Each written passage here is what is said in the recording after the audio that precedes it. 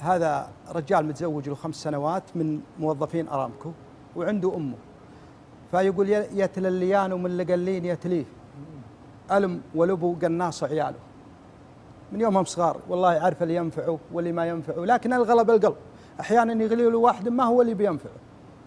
فمع تقدم العمر يطلع النوادر من العيال، فالولد هذا اللي برامكو أخذ أمه عنده ومتوفى أبوه، فأخذ أمه عنده وكان متزوج له 5 سنوات، فكانت ألم أف مندفي. بعض الأمهات الله يسلمها تصير بحرارة شوي فما تحملها بنت الناس مهما يكون يعني. لكن عندنا لهجتنا بقعة يقولون أف مندفي، يعني ما تقول شيء إلا طيب.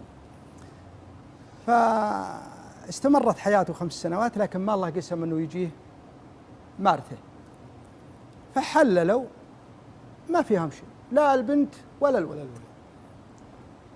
قالوا أهل البنت والمغرضين قالوا يتسذب عليك، هذا رجال سوى التحليل طلعتي ما فيك خلاف ويقول أنا ما فيني خلاف، لجي تجلسين عنده ويضيع عمرك وتضيع زهرة شبابك، ولا من كبرتي باكر علمت بالحقيقة. فكأنهم دخلوا براسه، فطلبت منه الانفصال أو الطلاق زي ما يقولون، يا الربع يا عدلوا يا بدلوا هذه التقارير هذه. قالوا أنت من طريق وحنا من طريق، ومثل ما دخلت معروف اطلع معروف. قال لك ما شئت. بعض الرجال طيب لا جيتوا مع وجهه خذيته، وبعض الناس الله يسلم بالمحاكم وعلم خايب وابوه بعد يسوي ولا ما يسوي. طلق بنت الأجواد بعد يمكن تقول سنة، خذ بنت ثانية وتجلس عنده سنة ولا يقسم الله تحمل. فركبت عليه سالفة أنه رجال ما ينجب، ولا هو عيب أن الرجال ما ينجب، هذه قسمة الله وهذه حكمة الله. نعم. فبعد سنة طلبوا الطلاق وطلق. جاء يوم من الأيام جاي من الدوام لما أمه جالسة قدام التلفزيون، فكانت الكعبة طالعة بالتلفزيون، دنق على راس أمه وحبه، أحب راس أمه وشلون السنة طيبة؟ قالت الله يسلمك. وش عند أم فلان؟ قالت والله ودي يا وليدي أصل مكة، سامع عندك شغل يا وليدي ودي نروح. قال وش أدرات يا ميمتين يمس بفاتحة بالموضوع، لكن ما الله قسم إني يقول ليش ما يبي لو صار شيء لهم مكة قالت أنا اللي كلفت عليه وأنا اللي سويته، يبي المبادرة منه هو. يا سلام. فمن قمة البر. فأقلعوا من المنطقة الشرقية الجدة، طافوا وسعوا، فكانوا على وقت الفجر. فعند المسعى الأخير الشوط الأخير بالمسعى أذن، يوم وصلوا نهايته يوم قام، فصلوا بمكانها. قالت أمه يا وليدي ما احنا رايحين للشقة، أبيك تاخذن وتحطن بالأروقة عند الحريم هذول انت يا وليدي، أبي أرفع يدي واتي اللي ما يخيب من رفع يديه له، وأبي يا وليدي بيقسم لك سهمين غد الله يقبلهن ويلقى لهم باب مفتوح. قال والله يا ميمتي هذا اللي نبيه. فكان كأنه جاية عمره عشان ولده. يقول أنا نزلته، يقول ورجعت وجلست بالأروقة، يقول على إحرامي، يقول وارتكيت، ترى الكلام هذا قديم قبل الجوال. فيقول ارتكيت على الميل، يقول ثريني غفيت، يقول بجنبي رجال، يقول تجين الرؤيا إن زوجتك اسمه نوره، ترى الأسماء من عندي ما هي حقيقية، الأسماء بس علشان الساس. زوجتك اسمه نوره وابوه اسمه فلان ابن فلان ابن فلان ابن فود الزلفي الشمالي، نصا كذا. فيقول يوم قمزت من النوم وانا راعي كذا لامي، يقول من رافعة يدي واتها فوق بتنزيلته اليدين. فيقول جيتها وسلمت عليه، يقول خلصت يمه؟ قالت خلصنا. يقول قبل الكلام هذا يقول بجنبي لي واحد اجنبي معه قلم، يقول قلت لو سمحت ابي القلم. فيقول كتبت اسم الرجال اللي جاب الرؤيا واسم المرأة اللي هي زوجتي هذه واسم المكان. ايوه اسم المكان. لا يقول كتبتها بس، يقول اسم المكان معروف لكن بس الاسماء نضيعها. يقول طلعنا للدمام، رجعنا للدمام، يقول خذيت 4 أيام، يقول مر معنا من زملائنا واحد من الزلفي، اصلها من الزلفي. قلت يا فلان في واحد اسمه فلان ابن فلان فلاني شمال الزلفي ابن فود الزلفي. قال لا تسأل، والله انا من الرياض للدمام ما اجي الزلفي الا بس سنه حسنك، بس 2 وبنمرهم لان اهالي بتخابر حنا. لكن بواحد اسمع عنه انه رجال مكرم وانه يعرف البدو والحضر والكبير والصغير بالزلفي، رجال مكرم وفاتح بابه من صلاة الفجر إلى الساعة 9 الصبح. لكن بيجيب لك علمه ورح يمه. يقول أنا قلت لخوي السالفة، فيقول انبهر خوي، قال لا تخلي الموضوع. يقول جاب لي فعلا انه الزلفي وانه اسمه فلان فلان الفلاني. يقول سجلته. يمه نعم ما ودك تسيرين على بنتك بالرياض؟ قالت له والله ودي يسير علي. يقول حنا نشد. يقول تغدى عند اختي، يقول صليت العصر، يقول يا ميمتي انا معزوم بالزلفي ولا جابات العقب باكر ان شاء الله جيت ونطلع. قالت ما خذ راحتك يا وليدي. يقول مرينا الرياض تغدينا عند نسيبنا الله يبيض وجهه هبها بريحنا. يقول وانا درج للزلفي. يقول والله مع المغرب او عقب المغرب يقول لهم وصلت. يقول انا عبي لي محطه بنزين. يقول له مربول وراعي هيلوكس قدامي. يقول وانا انزل سلام عليكم السلام. يقول قلت يا رجل ابى اسالك. يقول قاسم. يقول قلت فلان ابن فلان فلاني. قال وصلت على خير. شفت الشارع هذاك؟ يقول قلت يمين. قلت يقول طلبتك يمين يسار تركنا من يمين يسار. ابيك تمشي قدامي لما توجهن على باب هالرجال. يقول قال على خشمي نصير لك معزيب. يقول قلت والله هو معزبي الله يبيض وجهك. يقول انا جودي مشت قدامي قال هذا بيت. لما يقول والله مسكر الباب. فيقول انا اللي عندي الخبر انه من بعد صلاه الفجر الساعه 9 الصبح. يقول رحت وخذيت لي شقه. يقول رحت وتعشيت بلي مطعم. يقول استانست وتمشيت بالزلفي. يقول يوم جاء حول الساعه 11 يقول نجي وانا نام.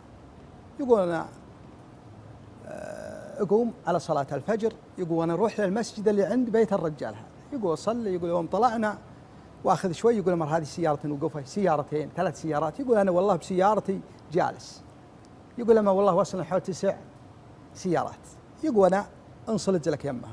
يقول تراهم قالوا لي انه رجال كل يجيب معه حاجات وينزلون عنده بالحوش. ولا جت الساعه 9 حملهم جيب عنده شاص وقام يوزعهن على اللي محتاجين.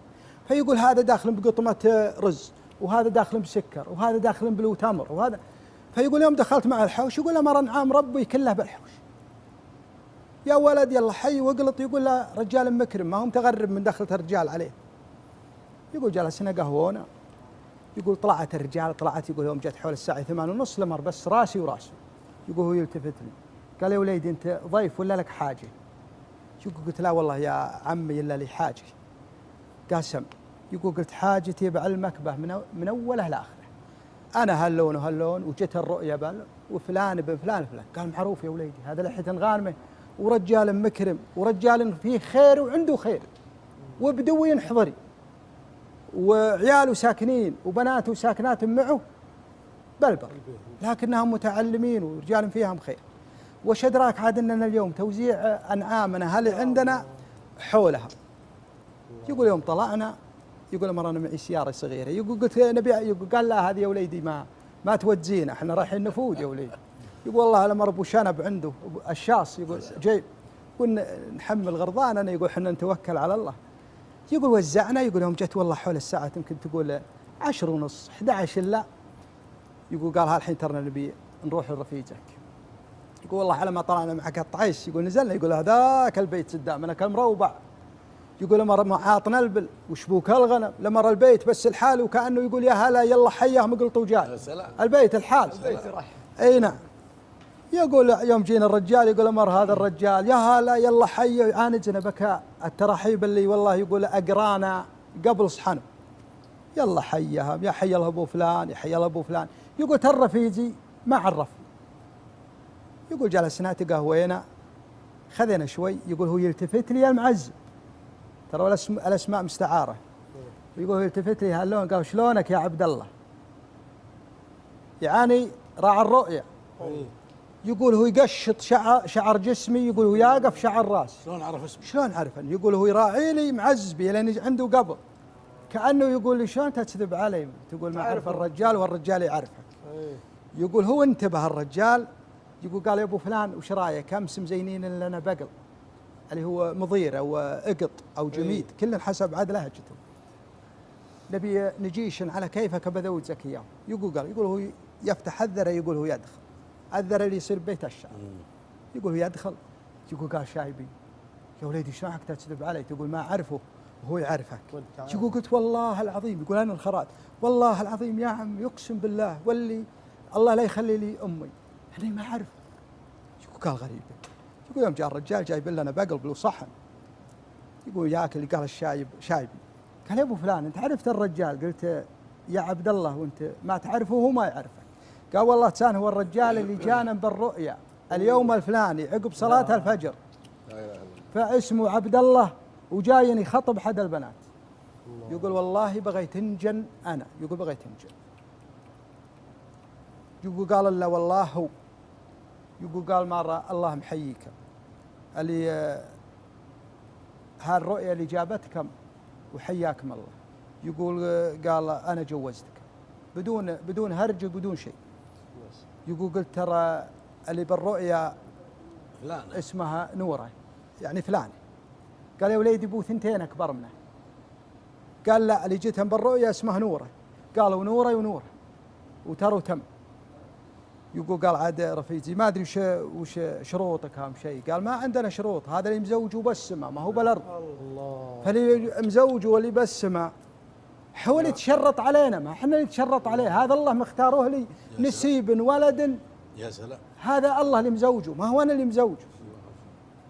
فأخذاها الحين ما شاء الله تبارك الله، عنده ولد ضابط ما شاء الله، وعنده بنت من حفظت كتاب الله ما شاء الله، وعنده ولد ثاني ما ادري هو تخرج او ما تخرج. فوالله يعني قالوا لي بس ما نبي الاسماء يا ابو سعود ما شاء الله. فهذه للعبره. لذلك بر الوالده والوالد ما يجيب لك الا كل خير. فبروا اباءكم تبركم ابناءكم وسلامتكم.